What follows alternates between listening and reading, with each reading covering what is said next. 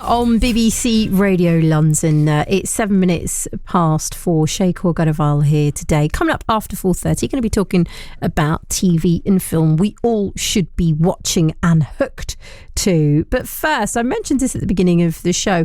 What are some of the most useless things that people have said to you, but they'd call it advice, really, as opposed to anything else? Well, we all know that phrase, you learn something new every day.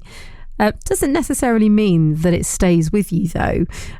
Paul Sloane is the co-author behind 1001 Pieces of Absolutely Useless Advice, Humorous Hints and Goofy Guidance. He's the leading author of books of lateral thinking puzzles. He writes about innovation, creative thinking. So I had to have a chat with him about his most recent book, which is out and available now. Paul, so lovely to have a chat with you, and thanks for waiting so patiently. Great to speak to you. Where did this all come about then, this kind of concept of the most useless advice that we all tend to get given? Well, there's so much advice around these days. We're bombarded with advice from all sorts of places, and people are very serious, especially in London.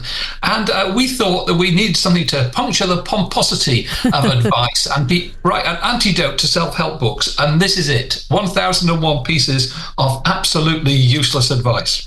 Now, would you like me to give you one or two? Yeah, I would love it. I've got the book in front of me as well, so I've actually managed to kind of outline some that I want to talk about. But first, I'd love some of yours. Go ahead. Well, here's a good piece of advice for your listeners. Don't feel that everyone hates you.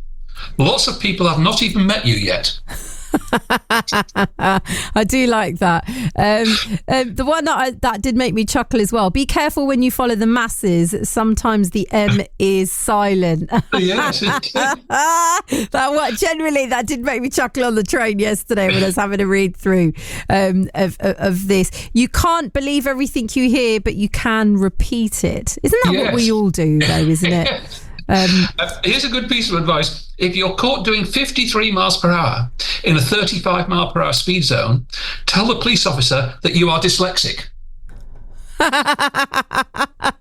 do you know, my husband said he would love that one. He is dyslexic. Well, how did you put this all about then? Because I couldn't stop laughing, and it is a proper chuckle. And I like the way that you said sometimes, yes, you're right, Londoners can be quite serious. Quite apt that I was on the train yesterday reading your book, and there were people looking at me like, why is she gone mad? Why is she sat here laughing? Because they're all dead serious, aren't they? Exactly. It is like that. Well, how did you get all of this? How did you put the book together? Well, my co-author and I, we've written a number of books together, and we just love jokes. And we decided to look at jokes which are really one-liners, which we could turn into pieces of advice. And we generated a lot of useless advice as well. And we came up with this, and it's great. So do not take a job in pool maintenance. It is too draining. There you are. I love it. Now, people can check out the one-liners in this collection. You've got over, as I say, 1,000 pieces. They are hilarious.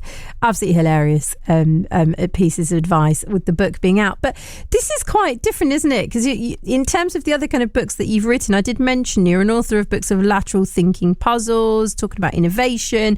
So was this also perhaps therapeutic for you, just to have a little bit of fun? Absolutely, yes. We all need a laugh. Everyone needs a good laugh, and this book will give you a good laugh. When you kind of, for anyone who isn't aware, what does it mean by lateral thinking? That's something when I was having a look at your work and understanding more about you, Paul, I was thinking, what do we mean by lateral thinking as opposed to just normal thinking, maybe? Lateral thinking means coming at the problem from the side rather than straight on, deliberately trying to think of ridiculous, absurd, different solutions to the problem. So it's all about creativity, and it's not just in business and in innovation. I mean, I like the story of a little old woman who was sitting at home, and if there's a ring at the front doorbell, she'd put on her hat and coat.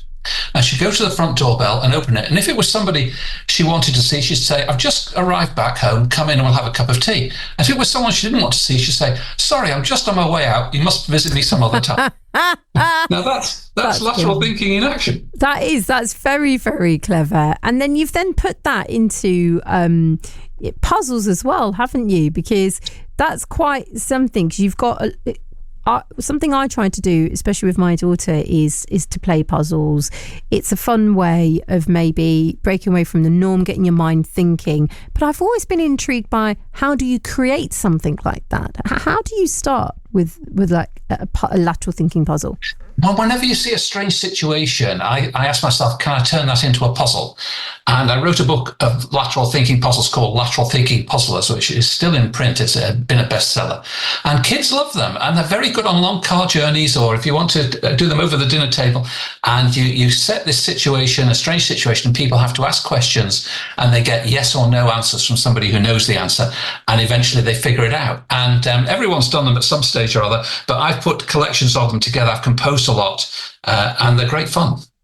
I'm so intrigued by you as a person, Paul. And you might be thinking, Shay, I'm here to talk to you about my fun book, but I'm very intrigued in the way in which you work. How did this all begin for you? Was it when you were studying? Was it just a hobby? How did this all come about?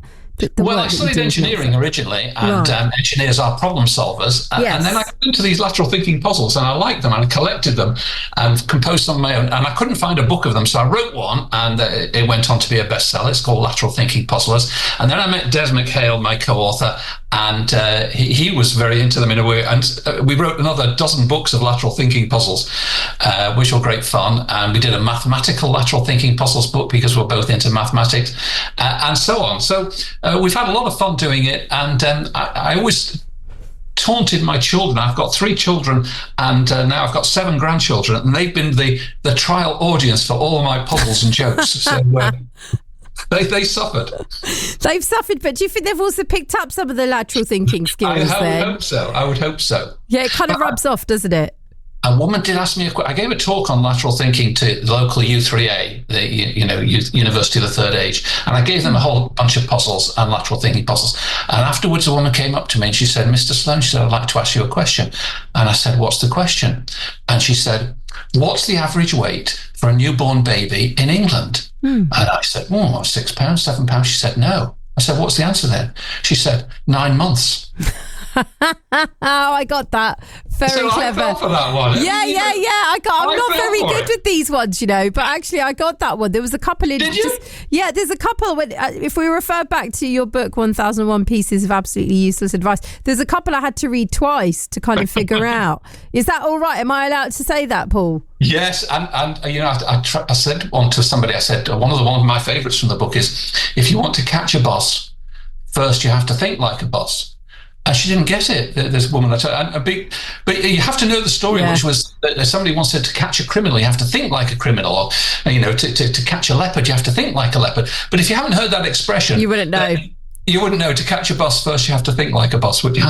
Exactly. What the other one that I did, I had to read it twice. So look, I'm just gonna be straight up with you. As I said, sometimes wit goes over me, as my husband often says. He will not take me to comedy gigs because I get the joke 5 minutes too late. Does that make sense? The comedians moved on, and I'm still trying to figure out the last thing they said.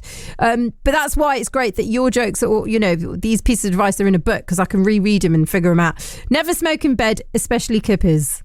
That one, I was like, oh, and then I got it. That's right. Here's a piece of advice for you, Shay. Yes. If you swim with a friend, your chances of being eaten by a shark will drop by 50%. It's true. It is very true. It is very true. Useless, but is very true. Yes. What's the hopes for this book? Is there going to be a part 2, I wonder? I don't know, but we'll have to see. We'll put all our best material in here, so there may be a new edition of it with additional material. But we've got lots of terrific one-liners in here. I think people will love it, and it's great. Absolutely, they will love it. Something I haven't, and very remiss of me, I have not mentioned is obviously what you've done, which is great. Is you've got a table of contents. You break it down into like jobs and professions, general advice, marriage, families, and relationships. That one is the belter, isn't it? Because everyone's always got something to say if you're married or in a relationship. Was it important for you to be able to break it down like that? Because it's a nice way of doing otherwise it was too much. We've got health and diet, careers and business, bad taste, around the home, travel and tourism, jobs and professions, all of those. So here's a piece of health advice for you. Yes. To get more exercise, increase the distance between your TV and your fridge. Yeah, I can tell the husband that one. The one I loved in marriage, families and relationships, I actually did take a photo and send it to my husband Sonny. Do the washing up. No husband was ever shot while doing the dishes. It's true. It's true. I couldn't agree with you more, Paul. But I was reading one today and I thought, actually, that's quite a piece of good advice. It said, if you're a teenager and you want your parents to buy you a car, don't ask them for a car, ask them to buy you a motorbike instead. Yeah, it's a good way of doing it. It's good because they'll think, actually, that's not useless. That's quite useful. The most useful piece of advice in this whole book, right? And I absolutely highlighted it and I made sure I put it down on my phone because I did want to say this to you. I'm intrigued. Number one, and I actually am going to now, if my husband Sonny's listening, or I'll get him to listen tonight when I get home. This one, I think all husbands need on a post-it note, either on their foreheads or on their phones, just somewhere where they can remember. Never argue with your wife. It is just your word against 1,000 of hers. That's because we're having to say it 100,000 times, Paul. And it still doesn't get through, does it? Blimey. No. Paul, such a pleasure having you on the show. You've really brought me a chuckle of laughs with this book. It's brilliant. Destination-innovation.com for more details. And your book is out and available in bookstores as well, isn't it? It's available on Amazon at the moment in Kindle and paperback form. It's 1001 pieces of absolutely useless advice. So best to get it from Amazon. Absolutely. It's hilarious. I love it. Thanks for joining me today. Thanks, Shay. Really, really enjoyed that. Paul Sloane, co-author of the book. The full title, 1001 Pieces of Absolutely Useless Advice, Humorous Hints and Goofy Guidance. As he says, it's on Amazon. It's available now. If you would like more details for Paul, go to his website, Destination-Innovation. Do you know, I feel like I don't know why, I'm looking at the team, Alice and Sanya, I feel like I'm doing a public service by reading this useful piece of advice again. Never argue with your wife. It is just your word against 1,000 of hers. But there's a reason why us wives have to go on and on because they never listen.